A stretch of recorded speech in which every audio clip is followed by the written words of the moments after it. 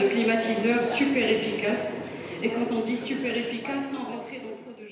Comme le titre l'indique, c'est les rencontres de l'efficacité énergétique. Et le thème de cette journée, c'est le froid et l'efficacité dans le froid. Alors il y a deux points à retenir. C'est que le froid est une nécessité de nos jours. Le secteur du froid est très important. C'est une nécessité, ce n'est plus un luxe. Sur tous les secteurs, le froid est un facteur du développement durable. Et le deuxième point, avec la crise des énergies, on a besoin de réduire nos consommations. Et comme c'est un secteur qui consomme à peu près 20% de la consommation mondiale d'électricité, on a besoin de voir des technologies pour réduire la consommation d'électricité dans le domaine du froid. C'est justement l'un des buts aujourd'hui, c'est d'envoyer l'information, de sensibiliser sur l'importance d'abord du froid et puis l'efficacité énergétique appliquée au froid. C'est une des tâches qu'on a lors de cette journée. Cette rencontre est très importante qui met un rapport entre l'efficacité énergétique et le froid.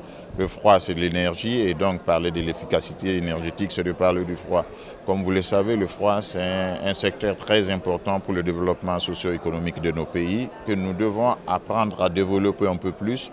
Et développer de façon écologique le secteur du froid permettra à l'Afrique de décoller tout simplement. Parce que le froid, c'est un secteur qui permet dans son volet réfrigération, donc chaîne du froid, de conserver nos aliments et de conserver nos productions, les médicaments et même nos personnes dans le volet climatisation. Parce que quand on parle du froid, on pense tout de suite à la climatisation, mais il y a le côté réfrigération qui permet de conserver nos productions. En Afrique, 70% de ce qui est produit, surtout en Afrique subsaharienne, est perdu dans l'environnement, tout simplement parce qu'il manque l'infrastructure qui permet la conservation de ce qu'on appelle la chaîne du froid.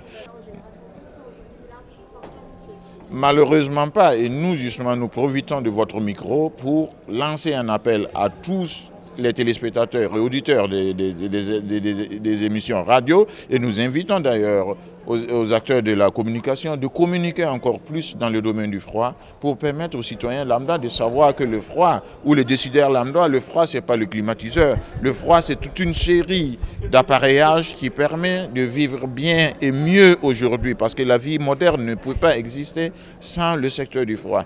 Tous les data centers, nos téléphones et autres fonctionnent parce qu'il y a le froid. Si on arrête le fonctionnement des appareils du froid pendant 1 minute dans le monde, il y a un chaos. On aura plus de problèmes que 10 ans de Covid. Tout simplement, c'est seulement les acteurs du froid qui sont au courant. Justement, parlant d'énergie renouvelable, vous voyez, on en parle, mais encore l'Afrique doit encore avoir un programme ou un plan et l'actualiser.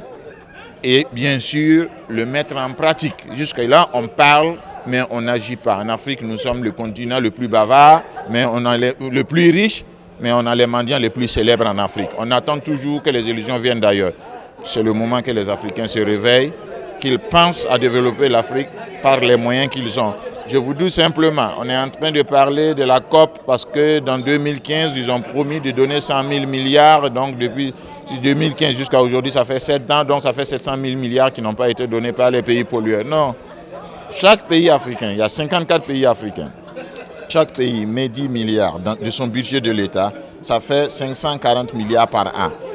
À développer le secteur du froid, pendant 10 ans, ça fait 5 400 milliards par les pays africains. Pour ceux qui seront vivants encore dans 10 ans, ils trouveront une autre Afrique. Et c'est de ça qu'il s'agit. L'Afrique a les moyens, l'Afrique doit simplement penser avec sa tête.